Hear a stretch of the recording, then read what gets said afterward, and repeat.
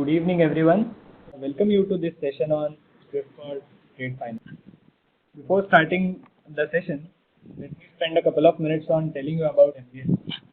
While many of you have been attending other courses of MBLCO, for those who are new to MBLCO, let me tell you that MBLCO was founded in 1996, and since then it has been a leading service provider in consulting, assurance, and training services. So with that, let me take you to the agenda for the today's session. So let us start with our discussion on international trade finance. So when we are talking of trade finance, we are talking from two sides. One is from the seller side and one is from the buyer side. So on one side, what we see, so it's a finance or service provided to buyer for payment to seller. That is the buyer's side. At the same time, on the seller side, it is a finance and services provided to seller for manufacturing and supplying goods and services. Now, there are various trade finance products that come into picture. However, before going to those products, we need to understand what is the significance of these international trade finance products and how they are different from the other banking products that a bank would usually offer. So, to understand that, let us compare what is the international trade scenario vis-a-vis our domestic transaction. As far as international transaction is concerned, we would understand that the buyer and seller are located in different countries. So when we say they are located in different countries, it would mean that the transaction would be governed by multiple laws, both of a buyer's country as well as a seller's country. Further, there would be laws which are applicable for international transactions or certain standards, rules issued by international single. There would be multiple banking practices or market area practices, and both buyer and the seller could be coming from different cultures. Further, the time and cost involved in movement of goods as well as documents is very high. So, for example, let's say a person in America has imported goods from China. In that case, let's say goods actually travel from China to America, after which the person says that now I don't want to buy those goods. In this case, one, the time has already been elapsed for taking those goods from China to USA. Second, now since the goods have been rejected, it is not very easy and cost effective to take back all the goods from USA to China. So again, what I try to say is that time and cost involved in these movements of goods is high. If you want to reverse a transaction, it is going to be very hard. So considering these two, what we need to understand is that in case of international trade transaction, that is as compared to domestic transaction is quite high. There are also chances that buyer and seller do not even see each other during entire transaction phase. So considering this risk part and the financial requirement of both the parties, banks have generally designed these trade finance products. So when we talk of these products as compared to any other loan product, what we are going to see is that these trade finance products not only offer you the financial service, that is the loan part of it, but they also offer you certain other services which helps both the parties to mitigate these kinds of risks. So today in today's session we are going to discuss LC and bank guarantee. So in those specific cases, we will see that how do these products act as a financial tool as well as a risk mitigant. So on your screen currently you see a list of trade finance products which are typically used, right? So export packing credit or pre-shipment credit is given to manufacture the goods. Bill collection, bill discounting, bill purchase, they are in a way products wherein they can expedite the process of collecting the money or can also give you some kind of a loan to the supplier. Factoring and reverse factoring or forfeiting are similar kinds of a product but used in a different kind of scenario. But our focus for today is going to be letter of credit or standby letter of credit and bank guarantee. So that is where I am going to focus on in the today's session. From Swift's perspective, we are going to say that there are three products wherein Swift actually plays a major role. That is bill collection and the last two that you see on your screen, letter of credit and bank guarantee. And as I said, in today's session, we would be focusing on letter of credit and bank guarantee. So before actually going to what this letter of credit and bank guarantee would mean, let us understand these two key documents after which only we would be able to understand how an SC would work. Alright. So let me first take you to the concept of bill of lading.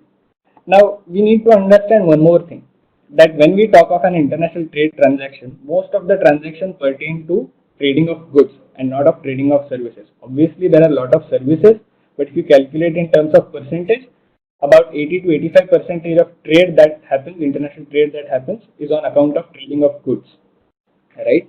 So that is the one thing that we need to keep in mind. And when we talk of goods, the next thing that we need to keep in mind is that most of this trade or movement of goods actually happens through ocean. So that is through sea freight. And that's why this bill of lading document that we are going to talk is issued by a shipping company or a carrier. This document you would quite frequently see in the international trade transaction. Right. So coming to the concept of bill of lading, what you see on your screen is actually a counter of ordering counter in say McDonald's and a collection counter. Now I am first going to build an analogy and then we will compare this with a document called bill of lading. Now let's say I go to a McDonald's restaurant and I see this counter here on left hand side of my screen. I go there, I use that terminal to order, and then I can make payment immediately, or I can also say that I will pay cash at the collection counter. Once I submit the order and check out, what it will give me is a printed receipt. The printed receipt will capture what all items did I order, what was the rate, what was the quantity, and whether I have made a payment or I need to make a payment at collection counter. Now what do I have to do to collect my food? I have to go to the collection counter. I have to show this document, this receipt which I got from the ordering counter. The person there would see what all has been ordered. He will check whether payment has been made or not, and based on that he will actually give me the food. Right? So the same analogy, if we try to apply in an international trade transaction, the work of this receipt, which actually got generated from ordering counter to a collection counter, is being done by a document called bill of lading. Now while you see the definition on your screen, I would say that typically when a supplier or supplier's agent wants to dispatch goods to the buyer, he will hire some parties like a freight forwarder. Now freight forwarders are those agencies who are experts in export documentation. They know how the documentation needs to be prepared, what are the export procedures, what are the good shipping lines who would give me this kind of a service, and they would do everything for you. As a supplier, I may hire a freight forwarder, or if I have my good connects, or if I am a very big party who has direct connects with courier or has my own team to handle my export procedure, then I can do it by myself. So now once I give the goods to either the carrier or shipping line or freight forwarder, then in that case the freight forwarder or the shipping line would actually give me a document called bill of lading. Now what this bill of lading is going to do is that it will document all the descriptions of goods and quantities, saying that I have received so and so goods for such destination, and then whether the freight has been paid or not. Right? So as you can, it is issued by carrier, a shipping line, or a freight forwarder, a of goods as an acknowledgement of goods received, capturing details like description, quantity. There are a lot many details, but then the key details are description, quantity, condition, destination of goods. Now let me just take you to a sample bill of lading.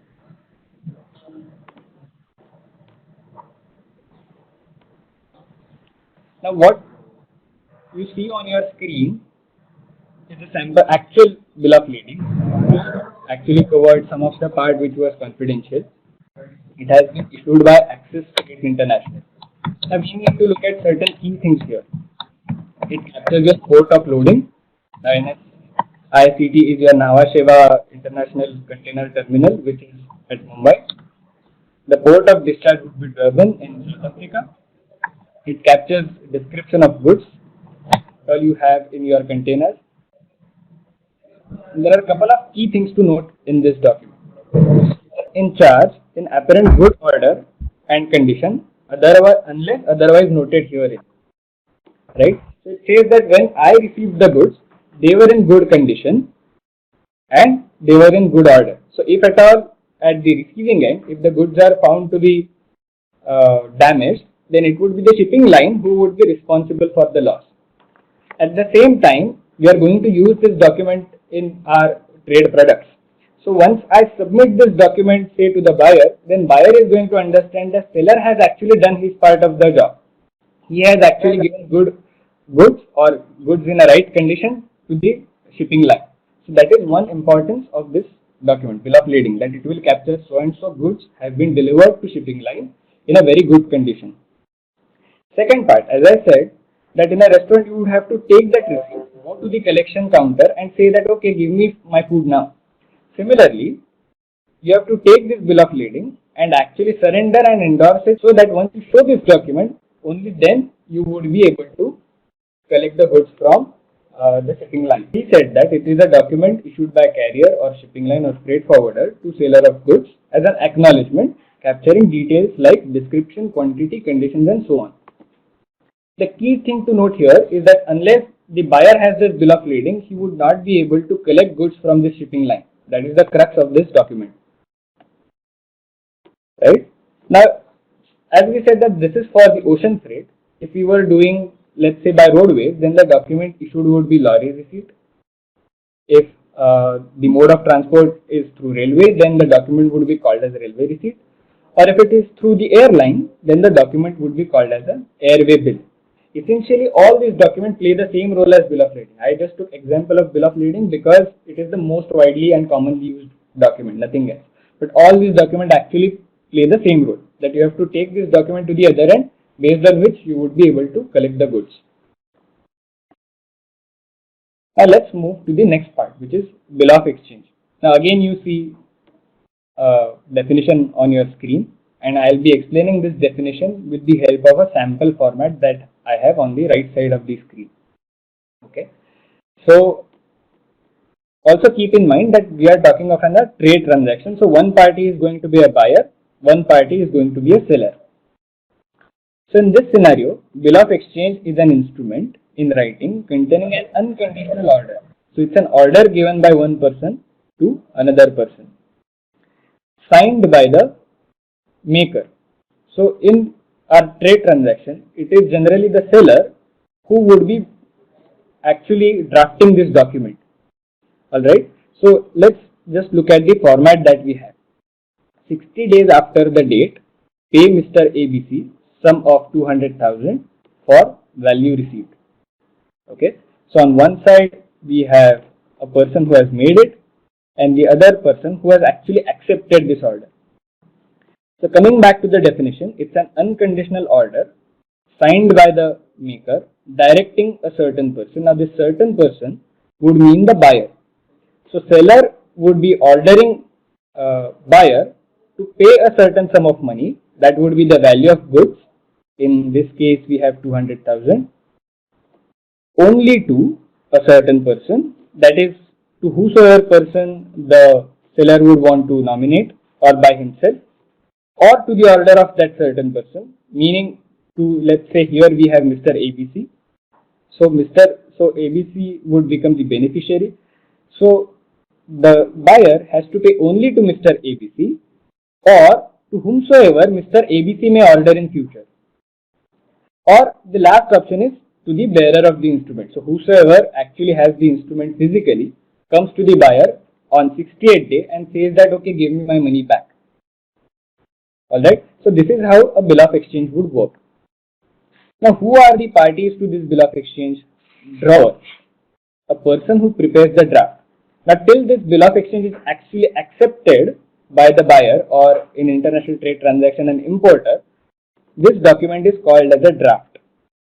Alright, so a drawer would be making this bill of exchange, or I would say draft, till the time it is actually accepted, it is called as a draft. So he is one party to this transaction. Drawee is the next person, the person on whom bill is drawn. So in our case, it would be the importer. So exporter would be ordering to importer that pay so and so amount after 60 days. And the last party is going to be payee, or in our regular terms what we call as a beneficiary, the person to whom money is payable. Now it can be exporter himself, it can be his nominated bank, or it can be even a third party. So there is no bar on who can be a beneficiary. Now the significance of this document is that drawer has prepared it, drawer has ordered drawee that pay so and so amount after so and so days, and once the drawee accepts it, it signifies that he has actually accepted the liability. So acceptance of bill of exchange is treated as equivalent to acceptance of liability, right? Now this again can be divided into two parts. What you see on your screen as a sample, it says 60 days after the date. So there is some credit period involved. This credit period would be agreed between the buyer and the seller. Based on that, this bill of exchange would be drafted. So if you have certain credit period involved in this kind of a transaction, it is called as a usance bill, wherein amount is not required to be paid immediately.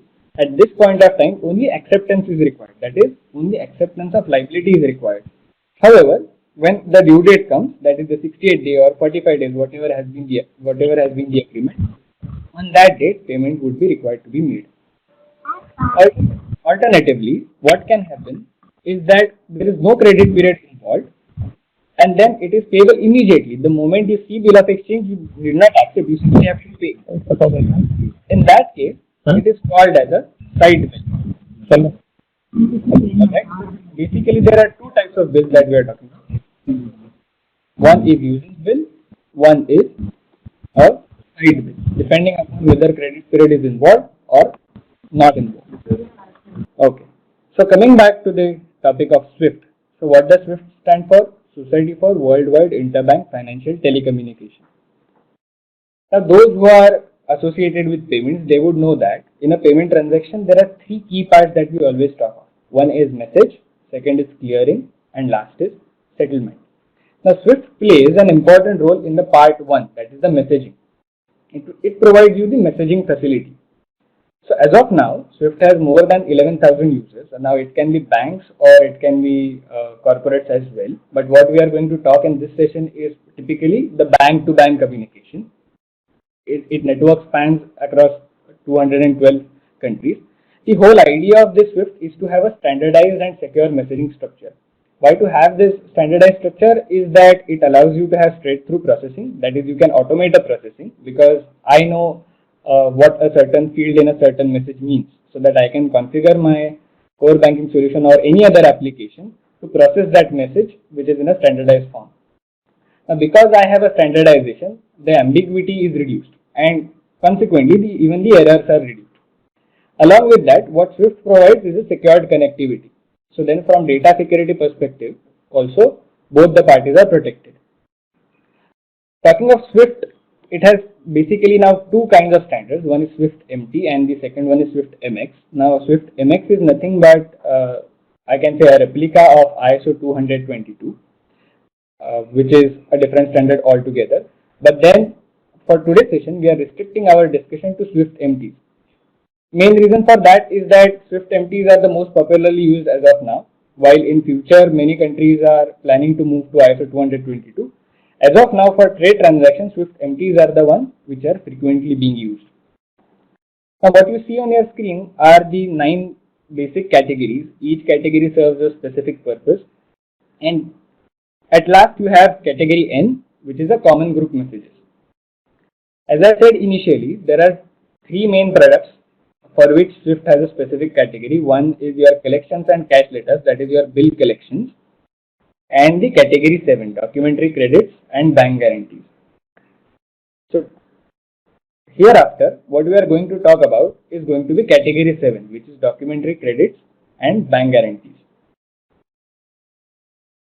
Now let us understand what is a letter of credit or what is a documentary credit, how does it actually work, and then we will try to link that with a SWIFT message. Okay. So what I'll first do is let me explain in which scenario this letter of credit is used. Now going back to our earlier discussion that my seller and buyer are located in different countries, they do not know each other, they perceive a very high risk in this transaction.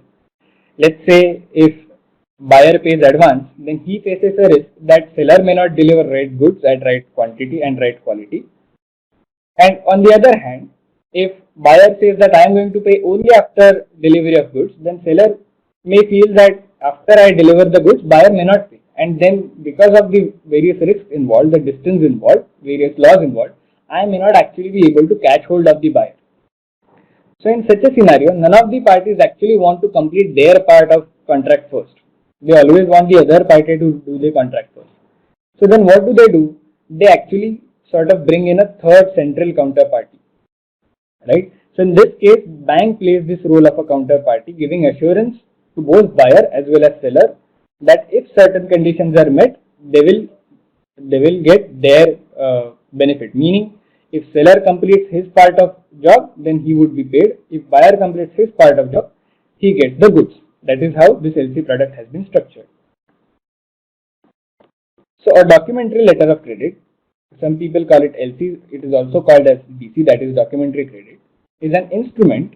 When I say instrument, it means a legally enforceable document issued by a bank. We are going to call this bank as an issuing bank at the request of an applicant. So consider a transaction wherein buyer actually goes to his bank and applies for the LC. So buyer is going to be our applicant and buyer's bank is going to be the issuing bank, in which that bank, that is issuing bank, promises to pay a specified amount of money, that would be the amount of goods, that is the transaction value, to the named beneficiary. Now the named beneficiary is generally going to be the seller, or it could be any other party whosoever the seller may nominate. Upon this presentation of documents, so the seller would have to present certain documents, which documents as stipulated in the letter of credit. So in essence, what it means is that if seller is able to produce and present certain documents as stipulated in this document, then it is the issuing bank, that is the buyer's bank, would pay the amount as mentioned in the credit. Which in other words also mean that irrespective of whether buyer is able to pay or not, the bank would make payment as soon as the documents are presented. Right? So that is the meaning of a letter of credit. Now we are continuously talking of this word credit. When I say credit, what does it actually mean? It means that it's irrevocable. Irrevocable would again mean that it's a contract between multiple parties, and if I want to amend or cancel any part of it, then all the parties must actually agree to that amendment, right? So that is what is called as irrevocable. Thereby constitutes a definite undertaking of issuing bank. So herein, the issuing bank would be taking this obligation based on certain terms and conditions which are specifically mentioned in this document to honor a complying presentation. So what a complying presentation would mean is that a presentation which is in accordance with the terms and conditions of credit. Now at this point of time, you may find it a little bit difficult, but I am actually going to show you a sample LC. Before going to that, let me just tell you one more thing. There is something called as clean LC. In case of clean LC, the only document which is required to be presented by the seller is the bill of exchange, right? So when we are talking of clean LC, it does not really work as a risk mitigation tool. It only works as a financial tool, not as a risk mitigation tool. So not many times you see clean LC actually operating in international trade transactions. In a typical scenario, you would find that multiple documents are actually asked for. Let me just show you one sample LC. What you see on your screen right now is a Swift message again. Here you can see MT700. We are going to discuss what is this MT700. But at this point of time, we need to focus more on the content of this message. So on the left hand side, where currently the mouse pointer is, it shows the it shows the description of field, right? So 40A would mean form of documentary credit. Now this has been the specific format which has been given by Swift for MT700. So each of this signifies a field, and then you have values against each of those fields. And obviously there are certain syntaxes which have been defined by Swift. So here you can see date of issue or request to issue.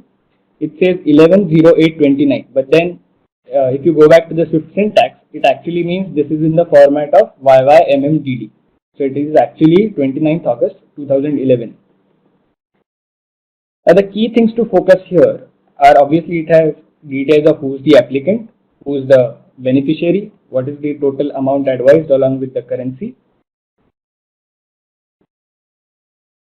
Now for the timing, just have a look at this available with and by field. Now what you see, this is a BIC or a SWIFT code. It actually signifies the name of the bank. So it is a code given to that bank. A BOTKS is actually Bank of Tokyo and a branch in Singapore. By negotiation, we are yet to discuss what is this negotiation. Now we have one field for DROI as well. Then there are various terms and conditions which are being prescribed. So whether partial shipments are allowed, which means that let's say there are multiple units to be shipped, then is it possible that or is it allowed that I make multiple shipments? In one shipment, I only send a partial goods. Now, for this LC, this is not allowed. Now, it is between buyer and seller to decide and agree upon these terms. Whether the transshipment is allowed, meaning whether a vessel or a mode of transport can be changed in between. So, in this case, it is allowed. It will capture a description of goods and services. Now, the key thing to look at is the documents required. I'll go back to our discussion on the risk again, is that we are using this as a risk mitigation tool, and we need to also understand that from the buyer side, I need an assurance that right goods have been shipped to me. So referring to our discussion on bill of lading, if I am shown a bill of lading which says that so and so goods have been shipped to me, and when they were shipped, they were in good quality or in good condition, then I am satisfied that I am actually going to get the right goods, right? So I am going to include such kind of a document in this list. So if you look at the list of documents which are highlighted, draft at site, which is your bill of exchange, which is not accepted, commercial invoice. Why commercial invoice? Because this is a document which is going to actually tell you what is the value of those goods. Now, clean shipped on board bill of lading. Bill of lading we have discussed. It should be properly packed, seaworthy packing. Then there should be insurance policy which also should be taken so that if at all there is any damage in transit, then that loss is covered. Certificate of country of origin, which means in which country these goods actually originated or in which country these goods are actually produced. Now, this could be required for your clearance of those goods in customs or considering your export benefits or your import-export policies, goods from certain country or certain area may actually have certain benefits or may have certain restrictions. Now, packing list is something which will capture in detail description, maybe a container wise or even at much more detailed level than a container level information of what all goods and what all quantities of each of those goods are considered in the package. Right? Now, there are multiple other documents. And the kinds of conditions again which would be put in is that I would need an original document, a carbon copy would not be accepted, packing should be good, and so on and so forth. So essentially the kinds of documents which get prescribed here are from the perspective that the buyer is assured that I am getting right goods of right quality at right time. That's the assurance these documents are going to give me. And we also discussed that unless I have a proper bill of lading at buyer's end, I am not going to able to collect the goods from the shipping line. So that's why this bill of lading and all these documents actually play an important role. So connecting that with our discussion of documentary letter of credit. So now seller will have to produce all these documents, will have to submit these documents as stipulated in the letter of credit to the bank, only after which bank will make payment against those documents. So that is why there are two key parts. One, first, I need to correctly agree upon what all documents I need to be entered into LC, and then I have to properly submit those documents to get my money. So that is how an LC would work. Now we also discussed something called a usance bill of exchange, wherein we said that you may have a credit period involved. Now from supplier's perspective, I may think that okay, now I have received a letter of credit from the buyer's side, wherein buyer's bank has already assured me payment against this supply if I am able to produce the correct documents. Now let me go to my bank and say that okay, I am going to receive this amount after 90 days.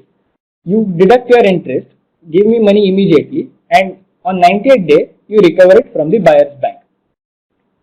Now this is something which is called as a negotiation. So bills are under LC. Payment to exporter is made on submission of documents. That is, the moment I submit the documents, I get the money. That is, exporter gets the money before the amount is collected from the importer. So importer would be paying on the due date, whereas exporter would get money immediately. Now, if such kind of scenario is there and a letter of credit is present, it is called as a negotiation. If letter of credit is not there, the same transaction is called as a bill discounting. When here I am referring to bills, it actually means bill of exchange and not bill of lading. Right? Now we also need to consider one more thing, that the document has still with the exporter. Exporter goes to a bank, which would mean that the draft is yet to be accepted, that is the bill of exchange is yet to be accepted. Still the bank is ready to give you the amount against those documents. Why? Because from the buyer's side, buyer's bank has already given the undertaking that if the documents are in order, I will make the payment even if buyer is not in a position to make payment. So the negotiating bank would want to take that risk. For it, it is the income which it would get from this discounting or negotiation, and that's why banks actually do this kind of an arrangement. So let's take one basic case. It will give you an overview of how a letter of credit works. This does not have a negotiation part, but then you will fairly be able to understand how an LC would work. And then we would go to a more complex example along with the Swift messages. Right. So we have a case study here. We have one party, Ferrari, who is in Italy. It gets order from Tata Motors in India for supply of auto components. So Ferrari is going to be our supplier or exporter, and Tata Motors is going to be our buyer or importer. Now these parties do not have any prior commercial relationship, and that's why both the parties are not sure whether the other party will actually perform its obligation as per the terms of contract. That's what we said, that because none of the parties want to perform its obligation first or prior to the other party, they actually resort to option of LC. We have one more information, that is Ferrari banks with HSBC Italy and Tata Motors banks with State Bank of India. Now the assumption that we are making is that HSBC is present only in Italy, whereas State Bank of India is present only in India, just to have multiple parties and understand multiple roles that a bank can play. Right. So now we have all the parties on our screen. First, they sign a contract wherein they agree to the terms of conditions, wherein they would mention that LC is required for such kind of a transaction, and then what all documents would be prescribed under LC and so on. Now considering this contract, Tata Motors will go to State Bank of India, apply for LC.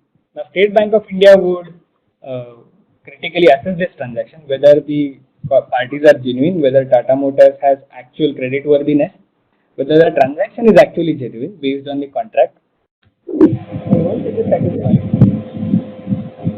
satisfied that the transaction is genuine, in that case, it will issue the LC.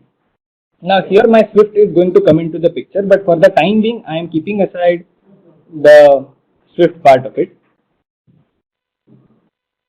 And once I receive the LC at HSBC's end, then HSBC would intimate Ferrari that LC has been received.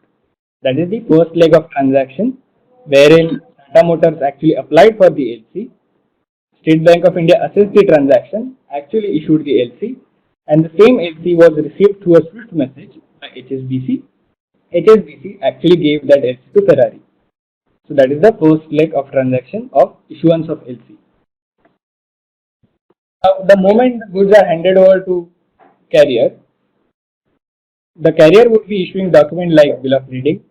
Ferrari would have already prepared documents like commercial invoice or certain quality documents, packing list and so on. It may have also created a draft, that is an unsigned bill of exchange and so on. So it will collate all those documents and go to HSBC. Okay. Now here we are not touching upon the part of negotiation. Alright. So coming back to our example, that now Ferrari has collated all the documents.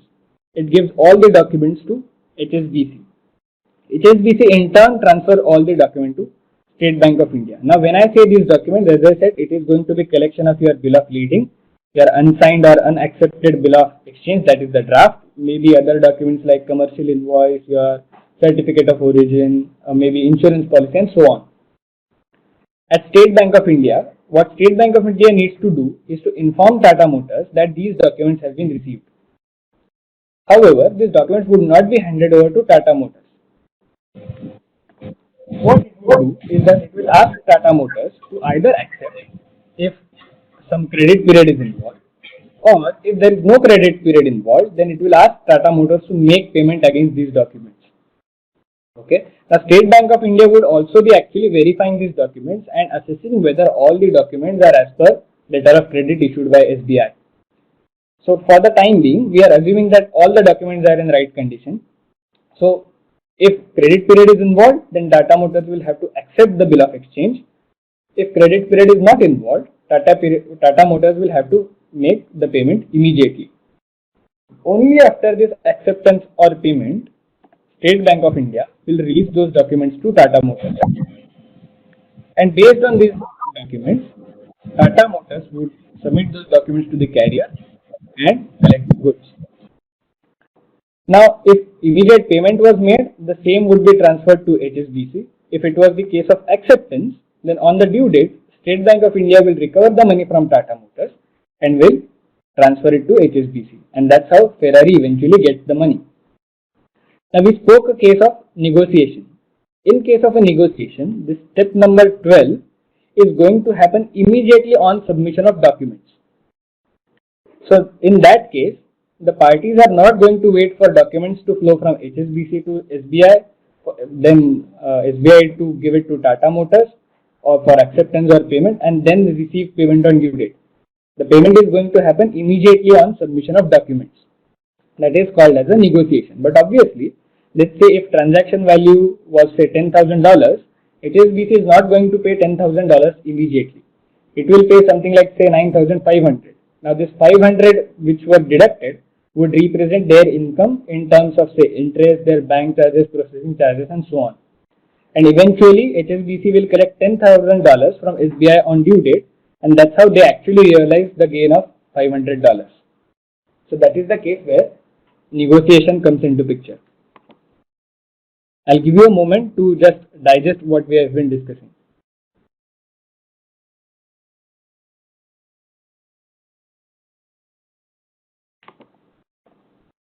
Okay. Before actually moving to SWIFT, let us discuss who all are the parties who are involved in a LC transaction. So we have discussed few of them. Applicant is the person on whose request the credit is issued. In our last example, it was Tata Motors who actually applied for LC and got the LC. So Tata Motors would be our applicant. Next one is going to be beneficiary, the party in whose favor the credit is issued. So in our case, it was Ferrari. Then we have issuing bank, bank who actually issues the credit or who actually issues the LC. SBI was the issuing bank in our example. Then we have advising bank. We did not have advising bank in our example for the time being. Now let me explain you advising bank. Consider you are on a Facebook and then you want to talk to a person who is not in your friend list. Now there are two options. One, either you add that person as a friend, or you find out some mutual friend to whom you can pass on a message and tell that mutual friend to further pass on that message. Same analogy has been applied in SWIFT as well. So there is something called as a relationship management application. So that for sending most of the messages, both the parties have to first enter into this relationship management, right, wherein they actually agree to communicate between each other.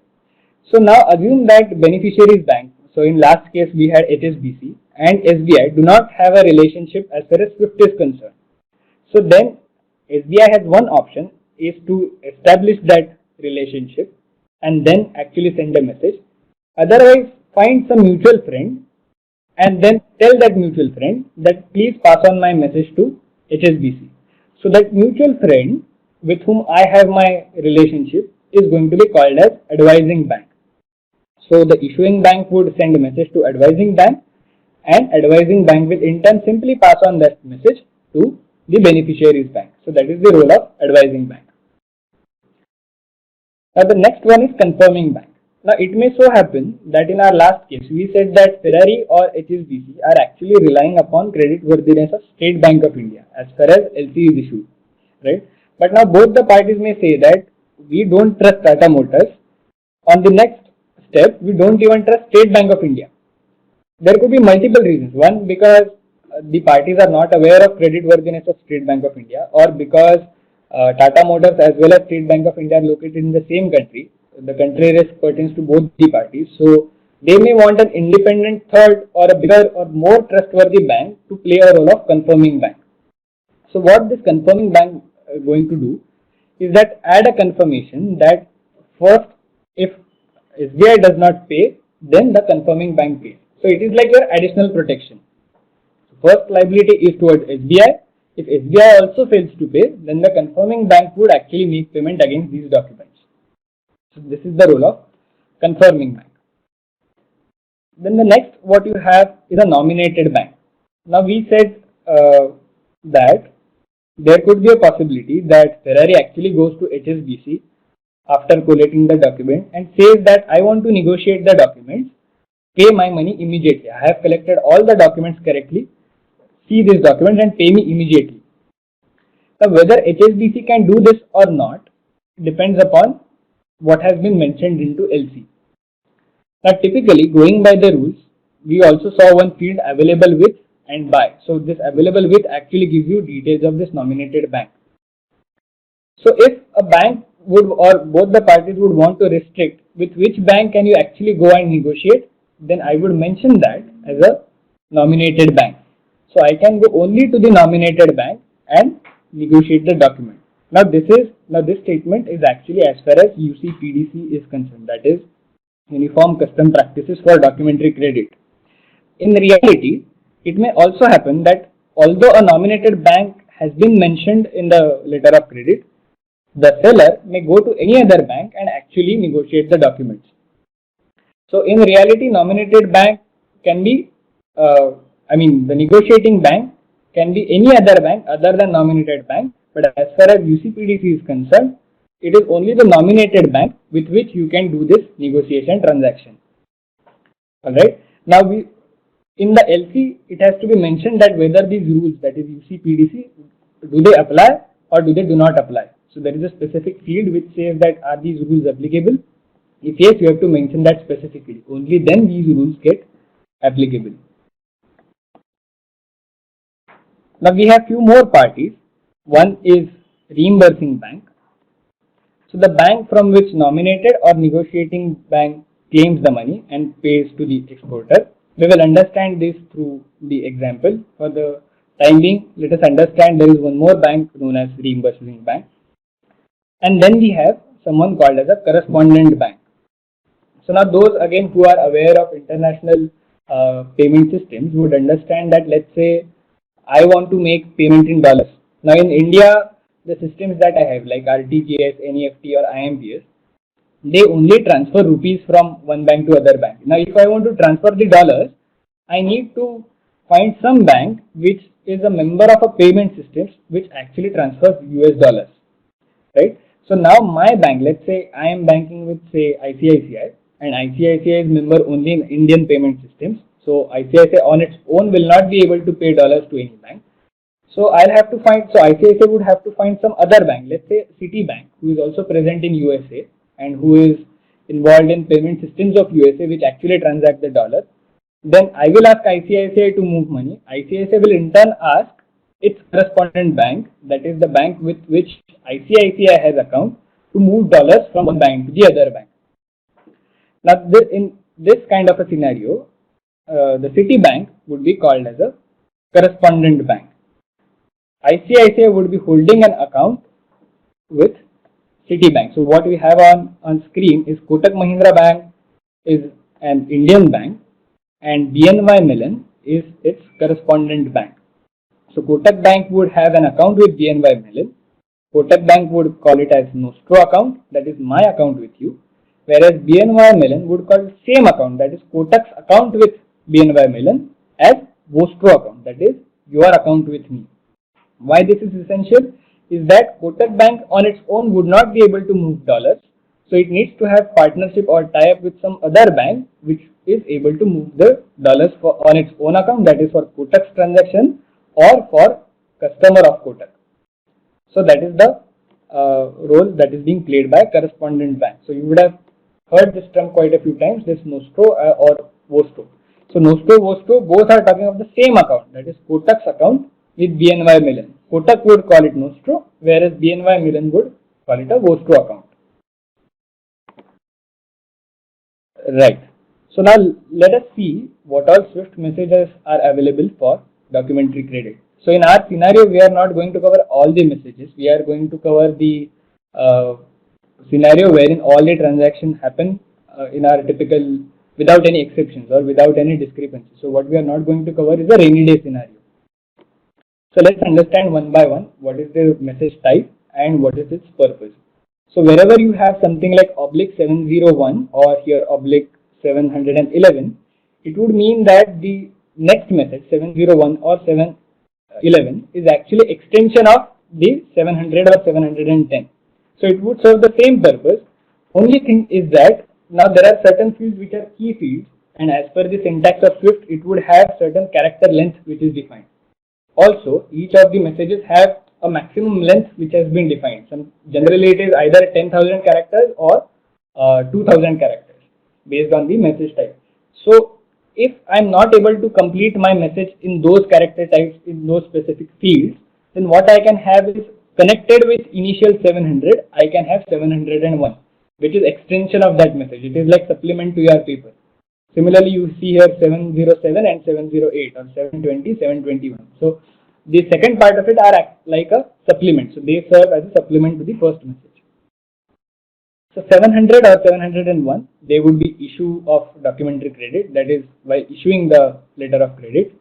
Then some banks may use this 705, which is pre-advice, which is like your pre-intimation that now I am going to send you one more 700 or 701.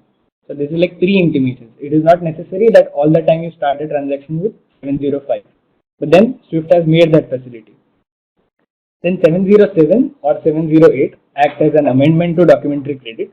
We said that a documentary credit is an irrevocable document, which means that all the parties need to actually agree that this amendment is acceptable to them.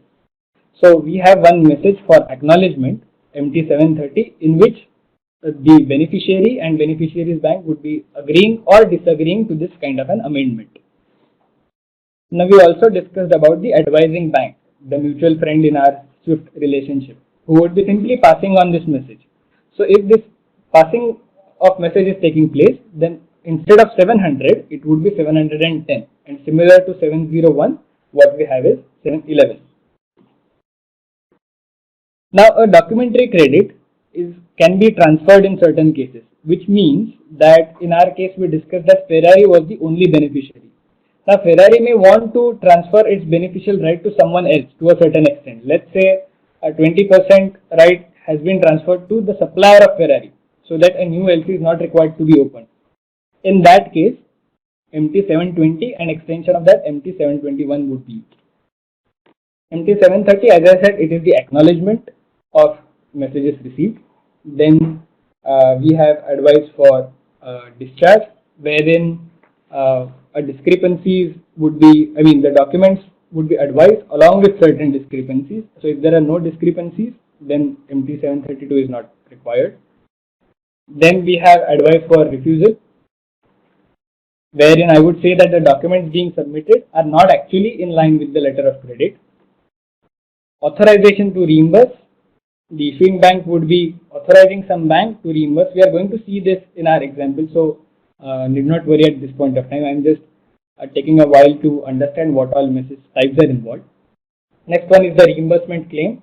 So a bank which has initially paid the money in negotiation would actually claim that money. Hello. Then if this claim is not in line with the documentary credit, then it would be a non-conforming reimbursement. I can also have an amendment to this authorization, which I issued through MT740. That would be MT747. Now, if certain discrepancies are found out, when I say discrepancies, it means that the documents submitted are not in line with what the documentary credit or letter of credit stipulated. So let's say I prescribe that I want 5 copies of original commercial invoice, but then the set which has been submitted to the bank only has 3 copies. Now, one might say that this is a minor discrepancy, but it is still a discrepancy. And in such cases, these discrepancies would be advised through MT 750.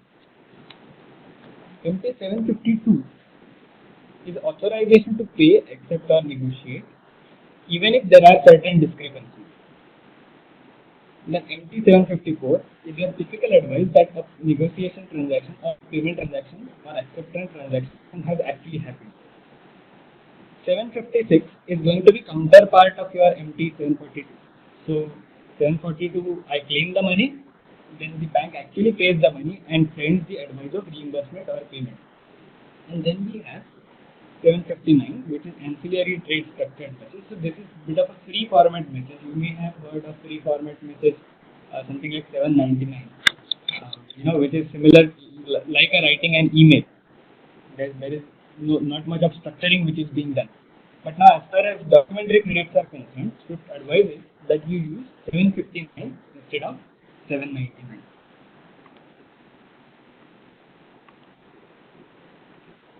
So let us now understand the comprehensive case study. Now it is going to be a bit confusing and I am going a bit slow on it as well. We are keeping the party same. We have Ferrari in Italy gets order from Tata Motors for supply of 100 auto components at USD 550 each. Now, because Tata Motors is not sure whether the goods would be of right quality and it may not be feasible for Tata Motors to actually physically go to Italy and verify the goods, it asks Ferrari to get a quality assurance certificate from some party like DNV, so that Tata Motors is assured that whenever goods are shipped, they are of right quality. Ferrari banks with HSBC Italy and Tata Motors bank with State Bank of India, same as our last example. However, this time Ferrari and HSBC Italy say that we do not actually trust State Bank of India, so we want confirmation from a reputed bank in USA. So they mutually agree that Citibank USA will actually confirm the LC. HSBC, since the transaction is in USD, we would need some bank which is a part of US payment systems. And we said that HSBC Italy is assumed to be present only in Italy, whereas State Bank of India is assumed to be present only in India. So both the parties need one correspondent bank so that they can actually transact in US dollars. So HSBC Italy is represented by Bank of America, meaning Bank of America is correspondent bank of HSBC, whereas SBI's correspondent bank is BNY Mellon. In this LC document, BNY Mellon is also mentioned as a reimbursing bank. American Express is nominated as the bank with which credit is available, so that if Ferrari wants to actually negotiate the document, submit the document and collect money immediately, then it will have to go to Amex. And from which bank will Amex claim this money is the reimbursing bank. So if the documents are in order, American Express will make payment immediately and it will demand the money from BNY Mellon, which has been mentioned as a reimbursing bank. The documents which are required as per the LC are commercial invoice, draft bill of exchange with 90 days credit, certificate of origin of goods, bill of lading, inspection certificate as issued by DNV. So in point number 2, we said that for quality assurance, I need a third party to issue a certificate saying that these goods are of right quality. Ferrari dispatches the goods through Mercator shipping line. So Mercator is the name of carrier or the shipping line and negotiates the bill of exchange with Amex. Amex immediately pays US $50,000 and deducting 5,000 as its interest for those 90 days. So we said that the transaction value is going to be $55,000. However, Amex will not pay entire 55,000. It will pay only 50,000. Later on, collect entire 50,000 and make profit of $5,000 in this entire transaction. Amex forwards these documents to SBI and claims the amount from BNY Mellon. BNY Mellon, what it essentially does is deduct the amount from SBI's account and pays the amount to Amex. That is the whole transaction flow that is going to happen in this entire scenario. So I have broken this transaction into 3 legs. First is the issue of LC. But before that, let us again revise on the parties involved in the transaction. So we have Ferrari, who is the exporter, Tata Motors, who is the importer, HSBC as a beneficiaries bank, and correspondent bank of HSBC, Bank of America. Then on the other hand, we have issuing bank, which is State Bank of India, and correspondent bank of State Bank of India is BNY Mellon. Then we have Citibank, which is a confirming bank as well as advising bank. So who would be adding confirmation to the LC issued by State Bank of India and who would also be acting as a mutual friend. Then we have American Express as a nominated bank. Later on, it would also be playing a role of a claiming bank. I'll explain this when we come to that point of time. So since American Express would be playing role of claiming bank, BNY Mellon would be playing role of reimbursing bank. And we have one more party on our screen, that is the carrier, who is the marketer. So these are the parties who are involved in the transaction. So let us start with the transaction. I have skipped the step of contract. I have assumed that the contract has already taken place, wherein Ferrari and Tata Motors have agreed for the issuance of LC. Now, based on this contract, Tata Motors goes to State Bank of India, applies for LC. As we discussed in our last case, State Bank of India would scrutinize the documents, will assess whether Tata Motors actually has creditworthiness, whether the transaction is genuine, and so on. After its verification, it will actually issue the LC. So when I say issue the LC, it would be using MT700 and if required, MT701. At the same time, it would also be issuing an authorization to reimburse, which is MT740 to BNY Mellon. Why? Because BNY Mellon has been stated as a reimbursing bank. For the time being, keep aside this MT740. We are going to use that in our subsequent legs. So now State Bank of India has issued one LC using SWIFT MT700 or 701. In this message itself, it will ask Citibank to confirm the LC. Assuming Citibank actually confirms the LC, first of all, it will acknowledge the message by sending MT730, both BNY Mellon as well as Citibank. And after reading this 700, wherein it understands that a confirmation is required from Citibank, let's say it actually confirms this LC. It confirms the LC and advises this LC further to HSBC as well as American Express. Why American Express? Because it is said to be the nominated bank.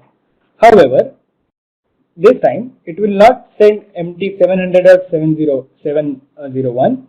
It will send MT710 or 711. Why? Because it is being sent by the advising bank. On the receipt of this MT710 and or 711, both HSBC and American Express would again issue the acknowledgement. So as far as this acknowledgement MT730 is concerned, this would be generated after receipt of each of the message. However, I have shown only in this leg. In next leg also the same logic applies. However, for simplicity, I have not included that in the process flow. Now there is one more clarification that I would want to make, is that we are talking of specific acknowledgement message MT730. You may have heard of terms like ACK or NACK. Now these ACK or NACK are different from these acknowledgement messages.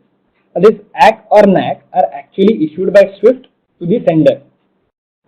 When this ACK or NACK is given, now as we discussed that each SWIFT message would have a certain typical format and a syntax.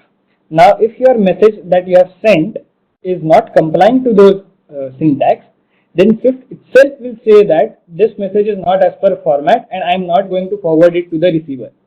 So that is the negative acknowledgement, commonly known as NACK, wherein SWIFT says that this message is not right, I am not going to process it. On the other hand, if SWIFT finds that the message is as per syntax and can be forwarded to the intended recipient, then it will issue an ACK, that is the acknowledgement. So that ACK or NACK which is issued by SWIFT to the sender is different from this acknowledgement MT730 which we are talking here. This acknowledgement MT730 is actually sent by the receiver of the earlier message to acknowledge earlier messages. whereas ACK or NACK is actually issued by SWIFT to the sender of original message, not the receiver of message. Okay, so now here we have LC up to the end of HSBC. HSBC would inform Ferrari that okay, we have received LC on your behalf, and it will actually send all the LC documents to Ferrari. That's the first leg of transaction where LC is issued using MT700 and MT710. Now the next leg is of negotiation. Ferrari actually ships the goods through Mercator. The moment goods are handed over to Mercator, Mercator issues bill of lading. As we discussed in our previous example, Ferrari would internally prepare documents like your commercial invoice, your draft, that is unsigned bill of exchange. It will also have to actually obtain a certificate from DNV, which was required by Tata Motors. It collates all the documents, and because American Express has been mentioned as a nominated bank, it submits all the documents for negotiation. We said that the credit period is going to be 60 days, but Ferrari immediately wants the money. The moment it ships the goods, it wants the money. So it submits the document to American Express. Now also understand that at this point of time, the documents or goods, none of them have actually moved to India.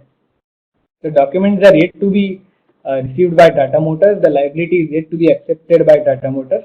But still, American Express may want to negotiate and enter into such kind of a transaction because the transaction is backed by a letter of credit, wherein State Bank of India as well as Citibank say that if documents are given in a stipulated format, then they would make a payment. So the only condition for getting money is a correct set of documents. If these documents which are submitted by Ferrari are correct and in order, American Express may actually enter into a negotiation transaction. In the facts of the case, we said that transaction was for $55,000.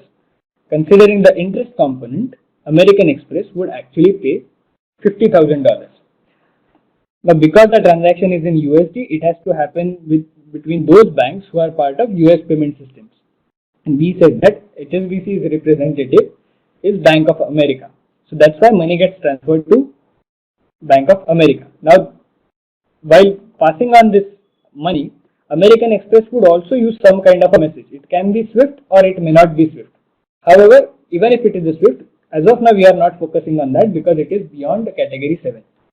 It would be something like category 1 or category 2 message, depending upon what is the method that American Express wants to use. So essentially what it does is transfers $50,000 to Bank of America. Bank of America confirms to HSBC that amount has been received by using SWIFT MT910. Again, this is not from the 7 series transaction. This is from the 9 series, which is cash management category. It says that your account has been credited by $50,000 amount received from American Express. Based on this MT910, HSBC would in turn credit the account of Ferrari. So that's how Ferrari actually gets amount equivalent to those 50,000 USD. Now, American Express has those set of documents as well as it has actually given away this $50,000.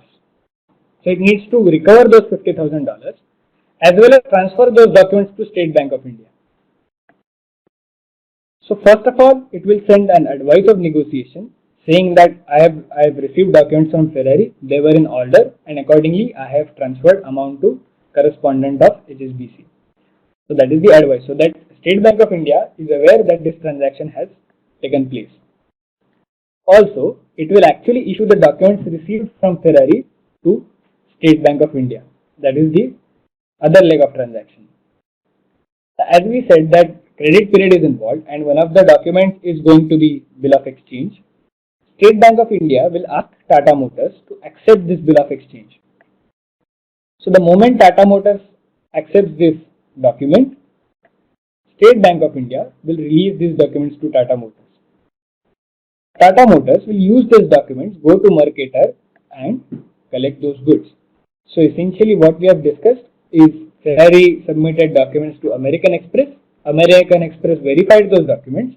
It found out that the documents are in line with what was required. It advised State Bank of India that I have paid the money against this LC. It also transferred the documents.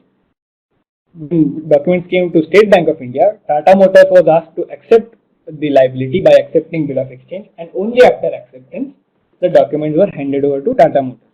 And using these documents, Tata Motors went to Mercator and collected the goods. So that's how movement of goods actually started from Ferrari and ended at Tata Motors' end.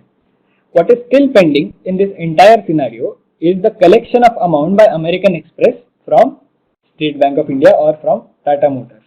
So that is the last leg that we are going to discuss on our next slide.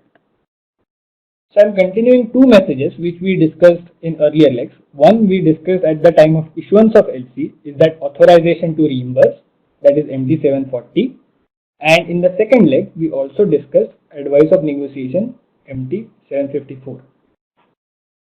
So now American Express initially also got the LC. It is aware that BNY Mellon is reimbursing bank. It would claim the amount by using MT 742, which is our message for claiming the amount. BNY Mellon would compare this MT 742 and will also with the MT 740 received from State Bank of India. If they are in line, then BNY Mellon will debit Nostro account of State Bank of India, that is collect money from State Bank of India and pay that money to American Express.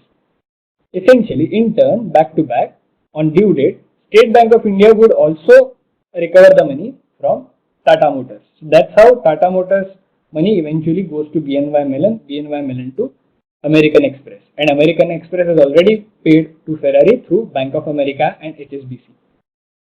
So that's where our transaction flow gets completed. When this amount is paid, it will actually make the reimbursement and advise American Express that we have actually paid your amount and settled your account. So that's where entire journey of transactions would get completed. So Tata Motors has received the goods, Ferrari received its 50,000 on day one itself, and now American Express also received its $55,000. So that's how the entire chain of transaction gets completed. Again, I'll take a break of 1 minute just to allow you to digest the entire chain of transactions.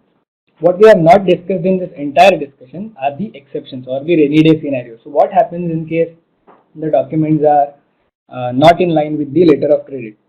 Then what happens if American Express does not want to negotiate the documents? All that for the time being we have kept it aside. We have worked on a proper happy day scenario or sunny day scenario. Moving on to bank guarantees. A contract of guarantee is a contract to perform the promise or discharge the liability of a third person in case of his default. Now you may confuse this with letter of credit. However, there is a difference between letter of credit and a bank guarantee. In letter of credit, we said that if proper set of documents is submitted, then the bank will immediately make the payment.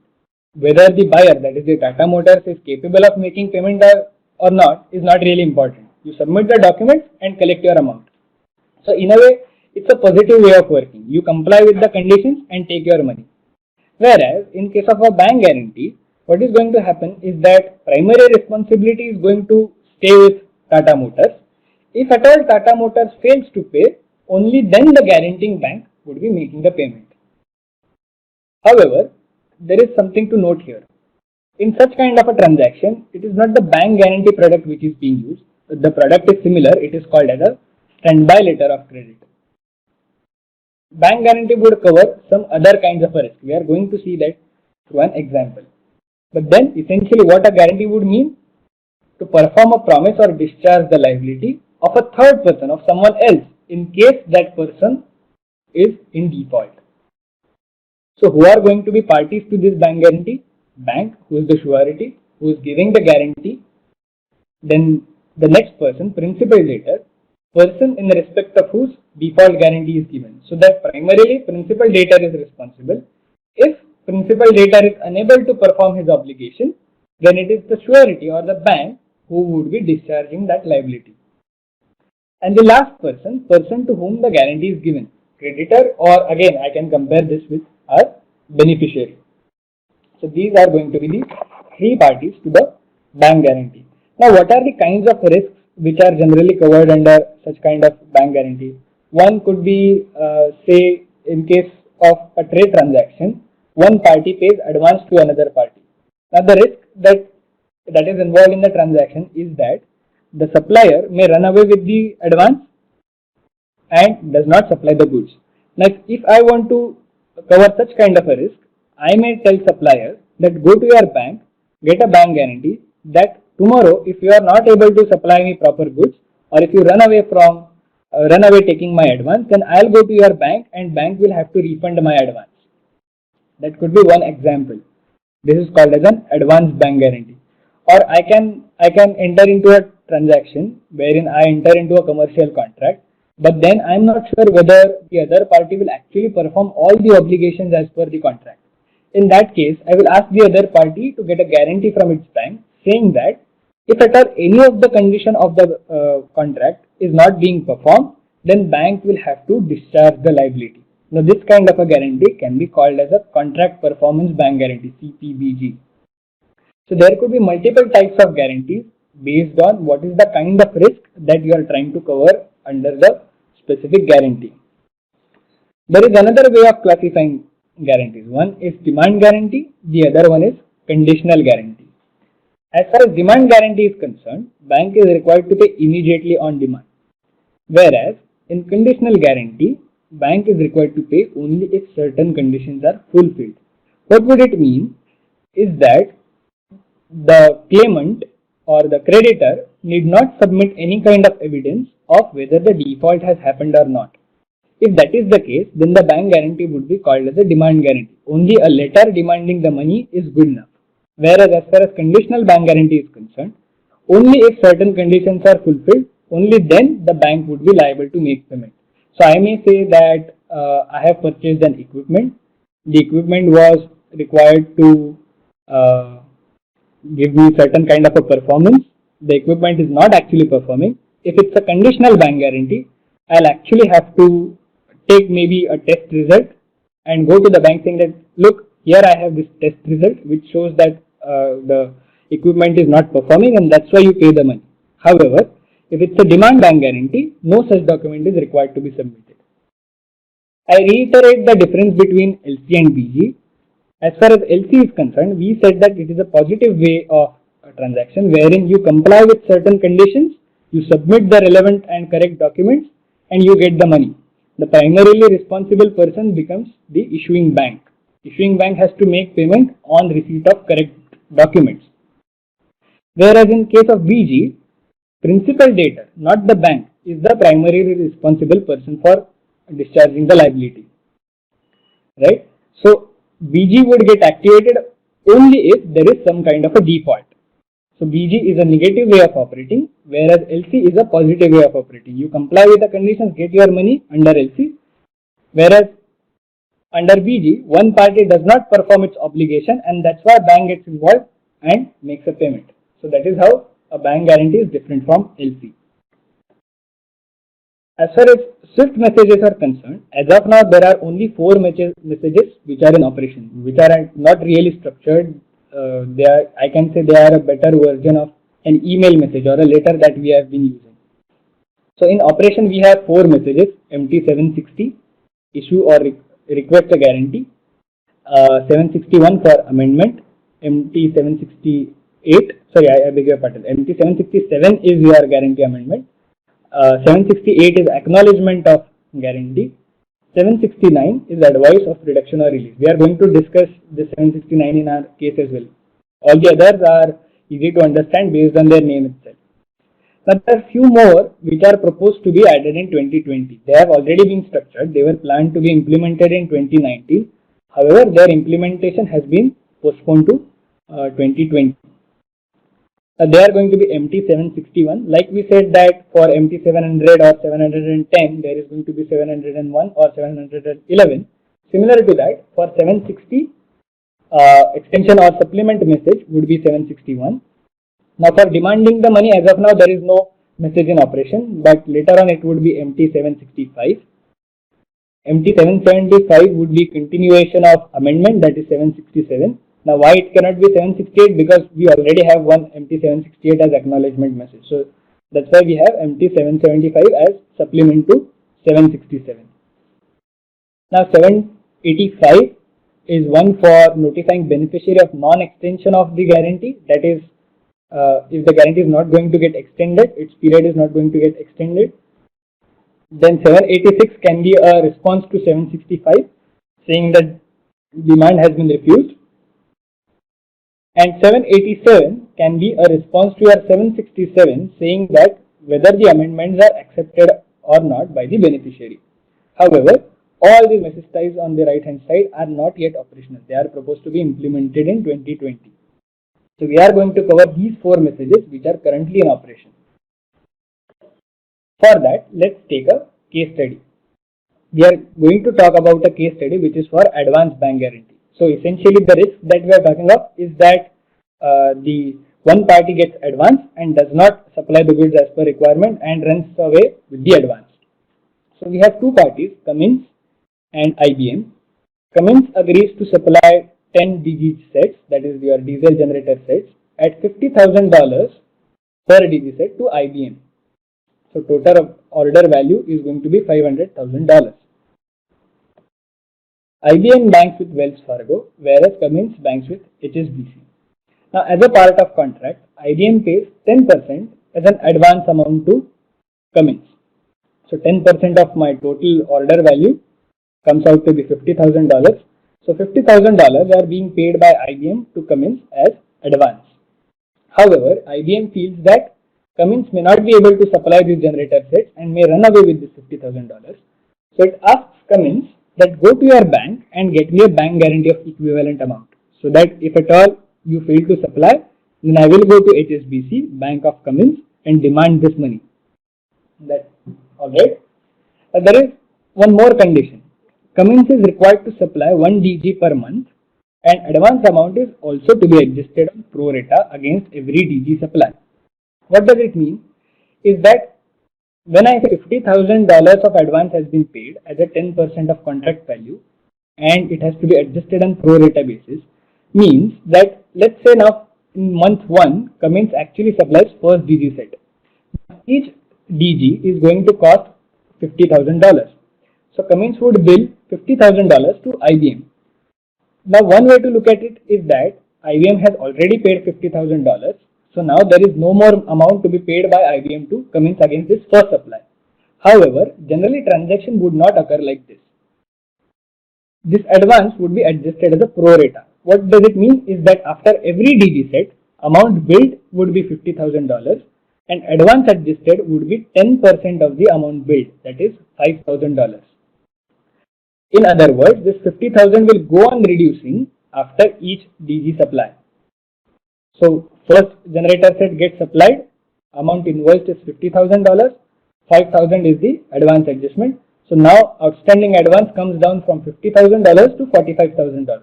One more DG gets supplied, another 5,000 get adjusted, and then advance outstanding comes down to the $40,000, and that's the typical scenario that generally we see. The value of VG would be reviewed and reduced quarterly to the extent of advance adjusted. So on a quarterly basis, the parties would review that whether there is any adjustment of advance, because there is going to be one supply per month. So likely that after end of a quarter, there would be supply of 3 DG sets and there would be reduction in outstanding advance amount by $15,000. So if that is the case, the amount of VG would then be reduced by from $50,000 to $35,000.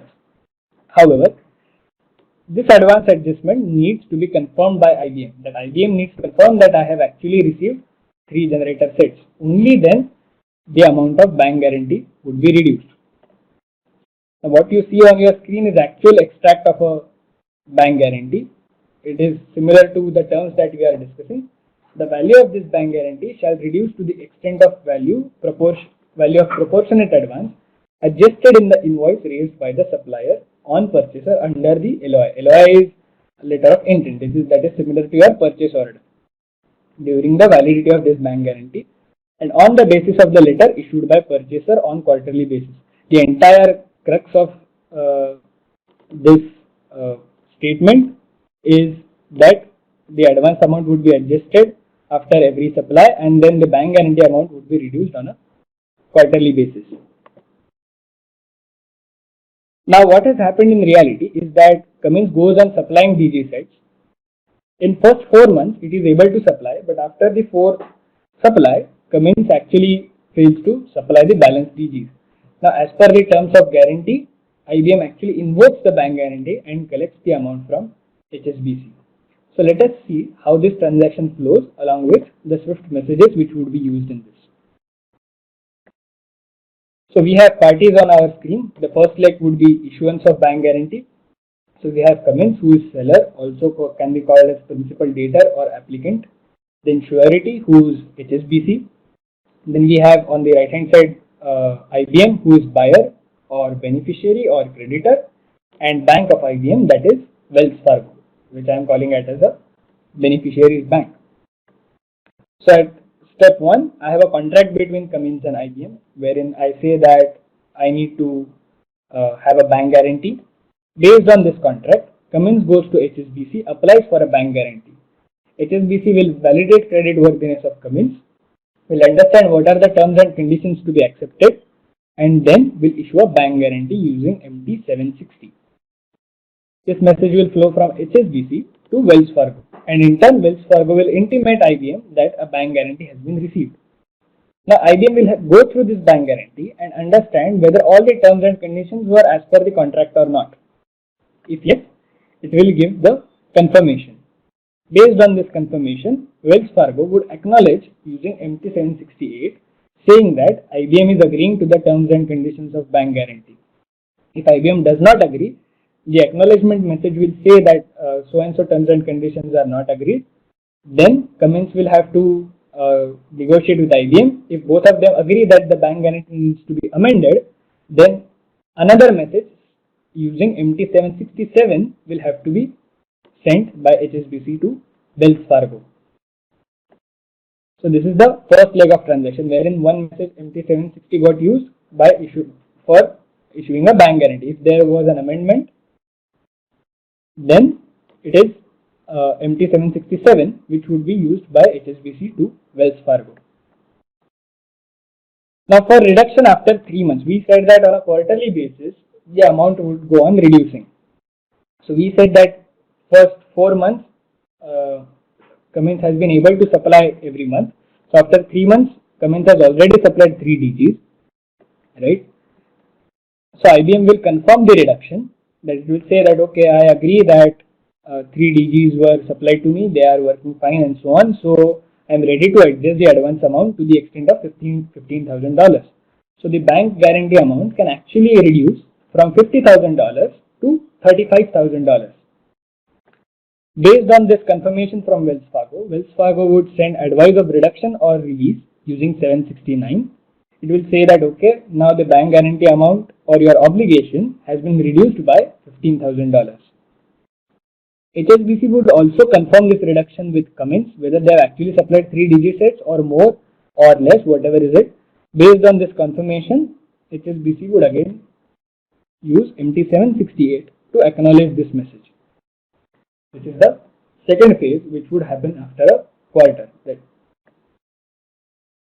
And the last phase where we are saying that after 4 months, Cummins in the 5th month, Cummins failed to actually supply the DG set.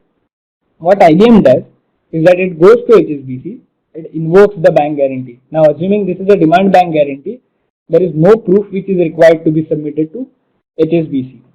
One more thing to note here, in this leg we are not going to use any Swift message at all, because at this point of time there is no Swift message design which is in operation. But in future we would have something like MT 765 to demand this money. But at this point of time we do not have any message which is there for demanding the money. So on demand, HSBC will have to make payment. It pays through Wells Fargo, and in turn Wells Fargo makes payment to IBM. And at a later point of time, HSBC actually recovers the amount from Cummins. So that's how a bank guarantee transaction would flow in. So as far as our discussion on Swift and LC and DG was concerned, I have completed my part. I'll simply open this slide for a moment and then we will start off with question and answer session. So just to give you a brief on the different types of trade finance courses that MVLCO offers. So basically there are three kinds of courses which are being offered. One is the Introduction to Trade Finance. I believe some of you have already attended that course, which is a half-day course, which will give you all the details of various trade finance products and the process flow under each of the products. The way we discussed for LC and BG, the same for the other kinds of products. Then a focused course on a SWIFT for trade finance. So we covered letter of credit, bank guarantee. Standby LC is more or less similar. The same message types are being used. Now, as of now, the message types of letter of credit are being used, but the moment we are into 2020, then the bank guarantee messages can also be used for standby letter of credit, or for that matter, as of now also bank guarantee messages can be used, but then with addition of few more messages, it would be prudent to use bank guarantee types of messages instead of letter of credit types of messages. Then there is something called as the SWIFT Trade Service Utility as well. I'll explain what is this trade service utility provided by SWIFT. So we said that these documents are moving from one end to the another end. In this case, SWIFT is not playing any role at all, right? So SWIFT came up with a matching and document transfer engine using an XML based utility, wherein these documents would be converted into XML format, and then it gives you a matching facility as well, like say from the buyer side, there would be purchase order which would be issued to SWIFT, given to SWIFT, and then from seller side, I would also have something like invoice and bill of lading, etc. Now the SWIFT itself will do the matching between these two documents and will validate the transaction. So that is, these are some of the services which are available under SWIFT Trade Service Utility, SWIFT TSU. Now it's a one-day course which goes only on the SWIFT. However, it assumes that you are aware of most of the trade finance products. And the last, which is the certificate course in trade finance, it generally runs for 3 days. It takes you in depth for each and every product. What are the different documents that actually take place? How is SWIFT being used for all rainy day scenarios? And how do actually corporates communicate with banks using SWIFT? So on. And also the regulations or standards which are applicable to international trade transactions. So the focus of certificate course is to cover trade finance as well as cover the SWIFT part of it. So that's how these courses have been structured. The last two, the SWIFT for trade finance and certificate course, are the certification exams, wherein certificate courses, wherein an exam has to be appeared by the participant, and on clearance of the exam, a certificate, completion certificate is being issued. So you may get in touch with me or our training coordination team for these courses. So from my side, I have completed whatever I were to explain. Now I'll let you ask you questions. Whatever questions you have, please feel free to ask one by one. Maybe you can put in chat box and I can go on answering. That would be the easier way, I believe, so that time is saved. Whether the course will be certified from MVLCO? Yes, the SWIFT for Trade Finance and Certificate course in Trade Finance it will be certified by MVLCO. Let me reiterate that certifications of MVLCO are widely accepted by many multinational banks and IT companies, and it actually has acceptance and the value as well. So quite a few companies actually consider these certifications for either employment or their appraisals as well.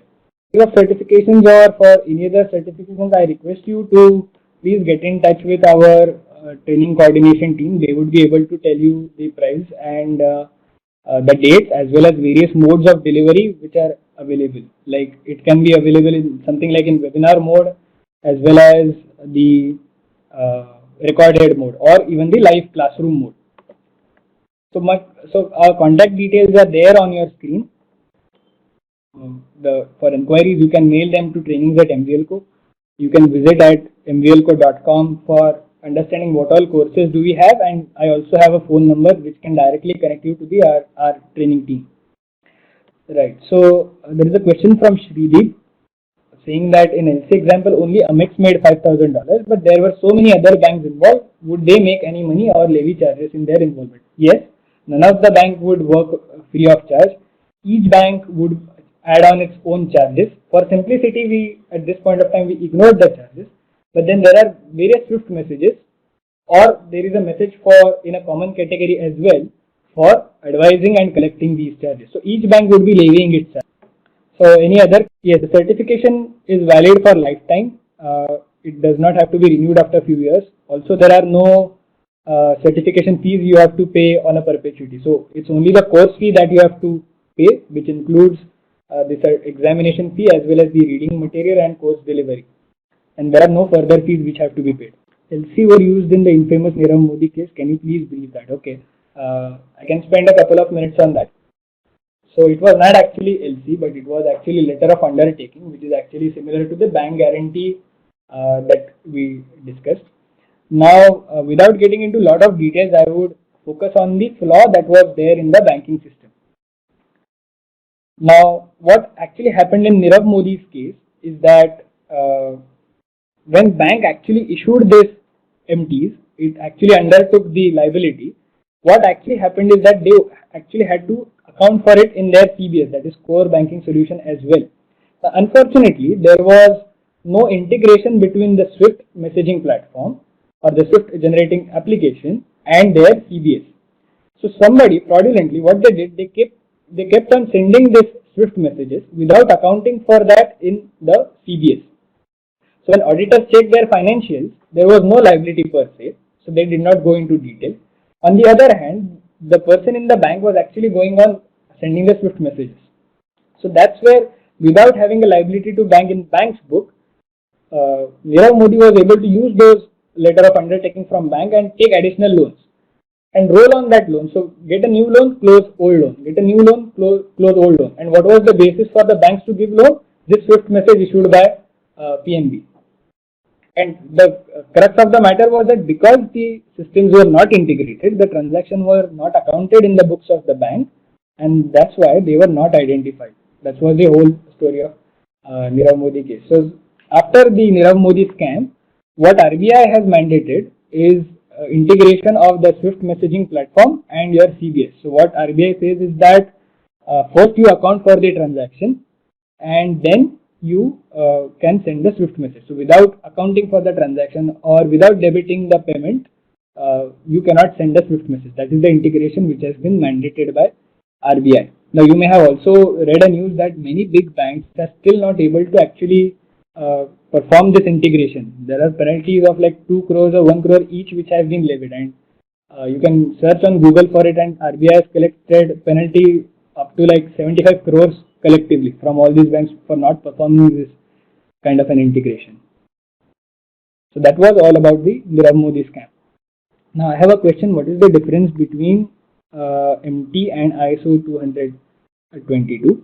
So now there are 2-3 points based on which this differentiates. First of all, MT is based on ISO 15022, whereas ISO 222, as the name suggests, it is based on ISO 222. Now MT is not on XML, whereas ISO 222 is on XML basis. But the most common or the most important factor which needs to be considered, that we also saw in our bank guarantee case or letter of credit case, is that for not every transaction you have a Swift MT message. There are only few or key transactions which are being governed by or which are being covered by Swift MT messages. Whereas as far as ISO 222 is concerned, then they are trying to develop messages for each and every kind of a transaction, each and every kind of a business scenario. So every communication that would happen only through the ISO 222 and not through any other channel. Under MT, it is not possible to do that as of now. MT obviously has a free format message which can be used as good as an email. So it's a free format, you can write anything. But then if you want to automate it, it is not possible with MT. With ISO 222, because you would have a structured message for different kinds of scenarios, it will help you to automate the entire process and standardize the entire process. Whether the ISO 222, I believe, has message for trade finance, yes, it has a message category for trade finance. However, let me repeat that as of now, it is not really popular. And while many countries are targeting migration to ISO 222, it is going to be really tough because the Swift has quite a lot of Swift MT has quite a lot of popularity. At the same time, because ISO 222 is an open standard and it is going to it is going to be less costlier than the Swift MT. Swift has also adopted this ISO 222 and it has created Swift MX. So you can use Swift and send ISO 222 messages that would be called as Swift MX. What we spoke of was Swift MT. Does MX cover all the MTGAs? But they are in a different format. I wouldn't say they can be mapped one to one, because as I said, the ISO 222 would cover much more business scenarios than what are being covered by MT. So it would have much more messages than what an MT would have. Okay, so I believe all the questions are being answered. So let us conclude the session. I thank all of you.